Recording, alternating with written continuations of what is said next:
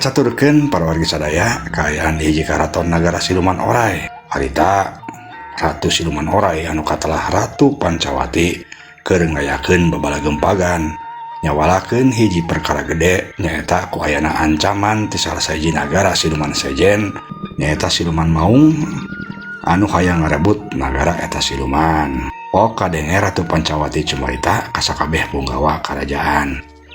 Dengekeun ku kabehan kula butuh pamanggih aranjeun kabeh ayeuna nyaeta ku ayana nagara urang ayeuna meunang ancaman ti karajaan Siluman Maung anu intina maranehna hayang ngawasa di nagara urang.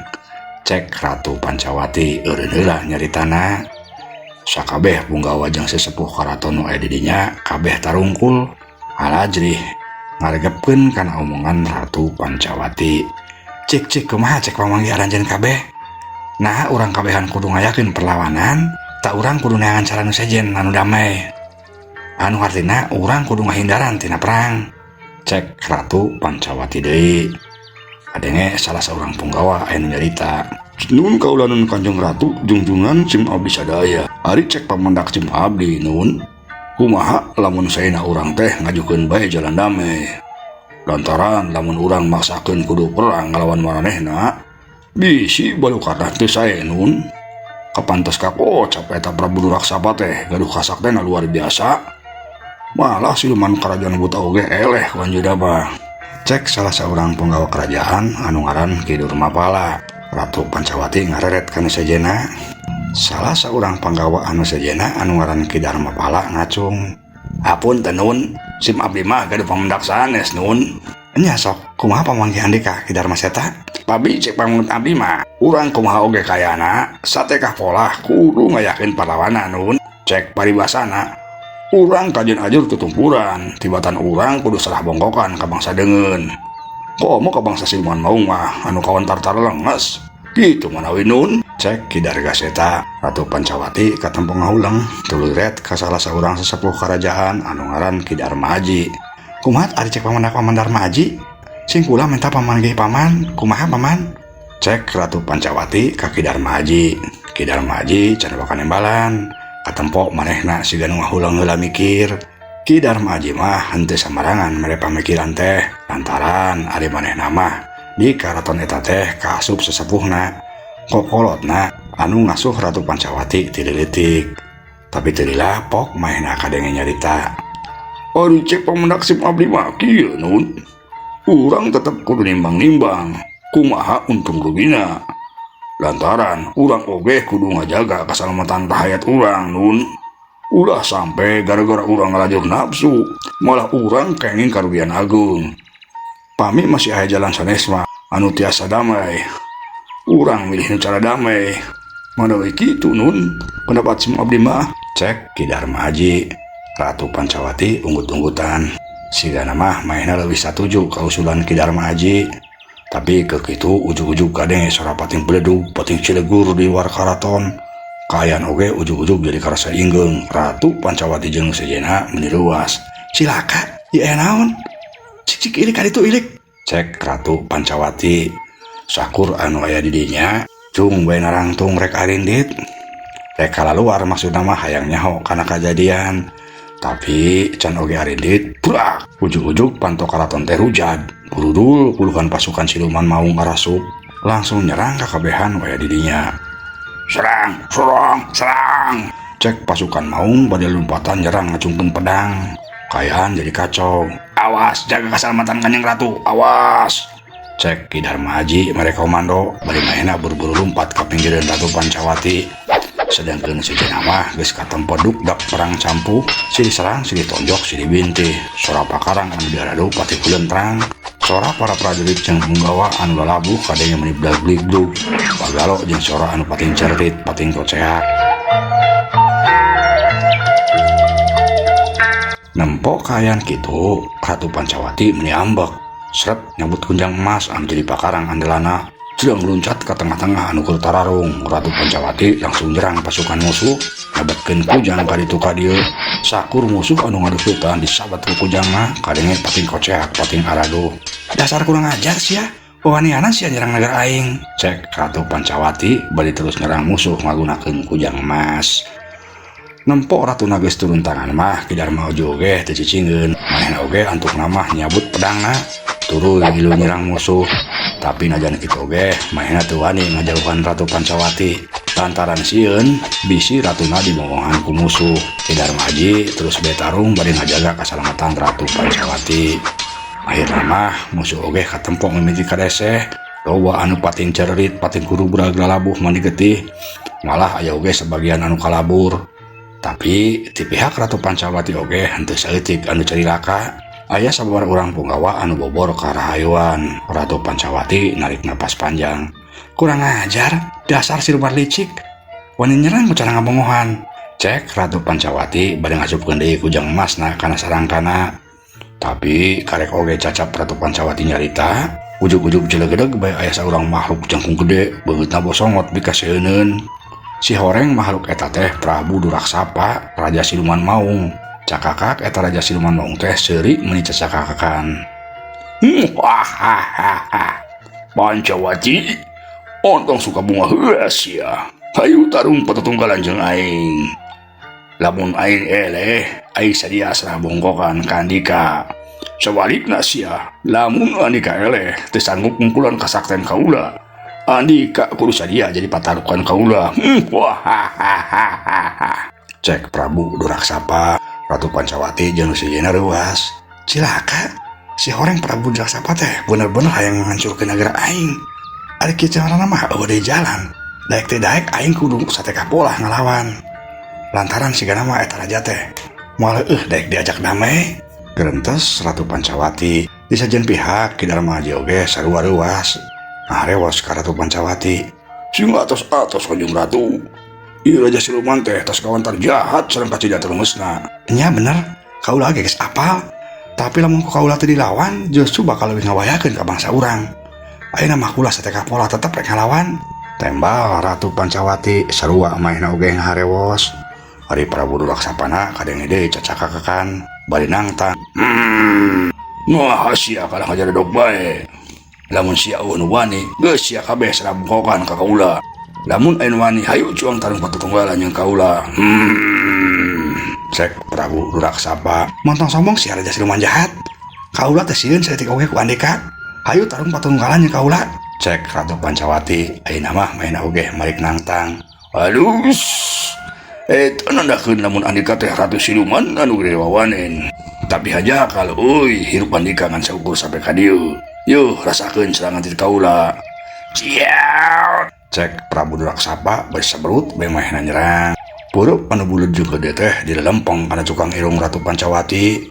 Tapi lain oge Ratu Siluman Orai. Lamun kudu eleh kitu bae mah nempok serangan ti Prabu Duraksapa kitu teh Ratu Pancawati teu ngarobah saeutik oge kuda-kudana. Manehna ngan saukur ngageser saeutik ka pinggir.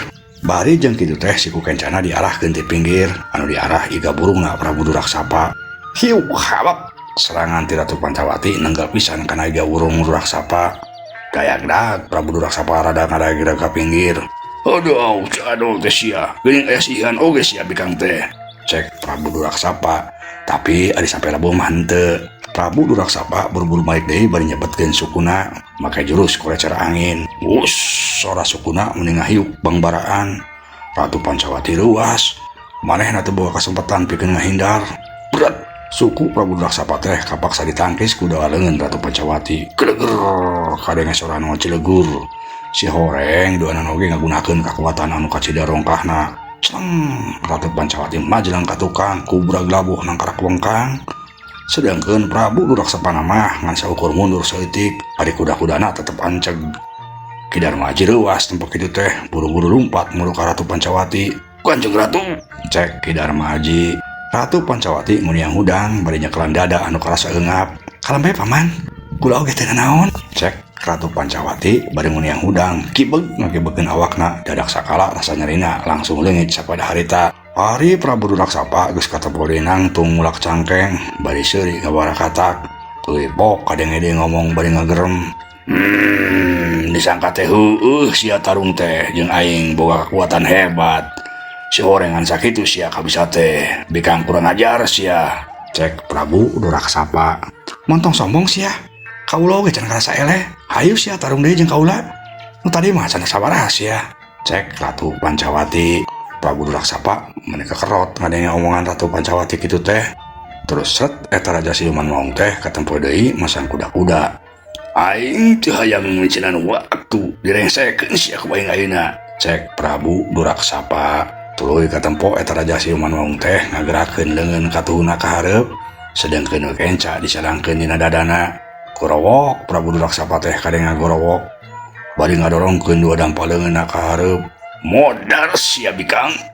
Wus katempo tina dua dampa leungeun Prabu Duraksapa kaluar cahaya beureum lempeng kana awak Ratu Pancawati. Eta cahaya nu kaluar tina dampa leungeun Prabu Duraksapa teh si horeng dibarengan ku hawa panas anu pohara. Para punggawa siluman orai anu di dinya menika denge pating cerdik pating koceak teu kuat nahankeun hawa panas. Katempo para punggawa siluman orai teh pating jerungkel kokosodan. Kitu deui Ratu Pancawati maina oge sarua ngarasakeun hawa panas anu pohara. Tapi maina mah dangaranna ge raja. Ratu Pancawati mah masih keneh bisa nahan teh sampe maina rubuh. Beuh cilaka. Sigana Prabu Duraksapa teh geus ngatrukeun sakabeh pangabisana. Tapi aing moal mundur najan kudu ajur tempuran oge. Gerentas Ratu Pancawati. Ratu Pancawati buru-buru ngaluarkeun kujang emasna. Tuluy diangkat ka luhur. Tetela eta kujang emas oge si horeng boga kekuatan anu pohara. Dina congok kujang kaluar cahaya biru. Tuluy eta cahaya biru teh nyamber kana cahaya beureum anu kaluar tina leungeun Prabu Duraksapa. Geleger kadenge suara pating geleger. Kaayaan di eta karaton siluman orai langsung karasa ingeung. Lalangit karaton blagrug raragragan. Korsi jeung naon bae anu di dinya pating sliwer haliberan. Karaton runtuh sapada harita. Jerit Ratu Pancawati kadenge ngajerit tarik pisan. Ampun, tobat. Cek Ratu Pancawati. Celeng awak Ratu Siluman Orai teh majeng jauh teuing ka mana. Ari Prabu Duraksapa geus tarik deui leungeunna. Kaayaan balik deui sabihara-bihari. Cakakak Prabu Duraksapa seuri menelenggakan. Hiji deui bangsa siluman ku kaula geus dietakrungkeun. Punggawa kadar ieu sia. Cek Prabu Duraksapa. Kurunyung para punggawa siluman maung teh daratang cedok nyarambah ka Prabu Duraksapa. Nun kaula nun Kanjeng Prabu. Si Maung bisa dia siap dari paparentah nun. Cek eta punggawa siluman maung anu soreng senopatina anu ngaran Ki Dargala. Tewak eta kabeh siluman orai asupkeun kabeh ka penjara. Kuat sia laksanakeun ayeuna keneh. Parentah Prabu Duraksapa. Sumangga nun parentah sudah dilaksanakeun ayeuna. Tembalah senopati siluman maung anu katalah Ki Dargala teh. Tuluy katempo senopati jeung para anak buahna teh narelakan sakabeh punggawa siluman orai anu geus patinggal loler disareret diasupkeun ka jero rahangan penjara. Cak urang tunda heula.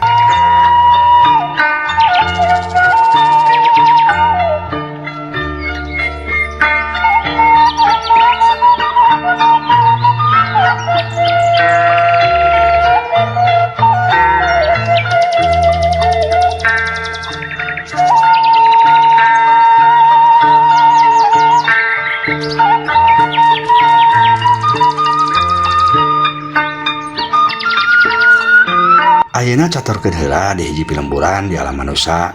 Harita kaayaan keur mumujeuhna hanet moyan. Di lembur anu katalahna lembur Cipeudeuy teh kaayaan keur mumujeuhna simpe. Teu heran lantaran sabagian loba jalma-jalma lembur teh keur sararibuk di sawah, kebon atawa huma. An di salah sahiji imah anu pangmenculakna panggalusna di eta lembur mah kadenge aya sora lalaki jeung awewe anu keur galuntreng ngarobrol. Si horeng eta imah teh imah jalma anu pangbeungharna. Anu lalaki katelahna Juragan Haji Sobana. Ari pamajikanna mah katelahna Nyimas Hajah Juliani. Ari ngaranna asina mah Wasni. Tapi ti barang manehna jadi jalma beunghar, cenah kudu disarebutna teh Nyimas Hajah Juliani. Boga sifatna aced jeung resep pamer. Tapi pelitna kabina-bina, malah ku pelit-pelitna Nyimas Hajah Juliani sampai aya nu gelar si Ratu Medit. Sifatna teh beda jeung Haji Sobanana. Kajeun katelah keur balangsak nama jalma barangasan, tukang haok kadua gaplok, Tapi ari geus beunghar mah Haji Sobana mah robah 180 derajat sifatna teh. Haji Sobana katelah jalma pangmerehana malah aya leuwihna unggal poe pagaweana sok dakwah bae. Geus teu di mana mun panggih jeung jalma pasti sok ngapatahan bari jeung teu poho ngaluarkeun hadis. Lamun aya budak ngoran nu apal hadis kumaha sok langsung dibere persenan. Kan kitu teh mere hadiah so teh lamun jalma nu macakeun hadisna anu kira-kira pinginaheun ka manehna. Ari caritana kumaha bisa jara di jalma beunghar juragan Haji Sobana jeung Nyi Mas Juliani teh kabeh oge teu aya nu apaleun. Cek sakaol aya nu ngomong Haji Sobana bisa beunghar teh kulantaran manehna boga milik tina meunang judi. Tapi aya oge anu ngomong juragan Haji Sobana teh beunghar tina ladang ngarampok. Aya oge nyebut ladang munjung.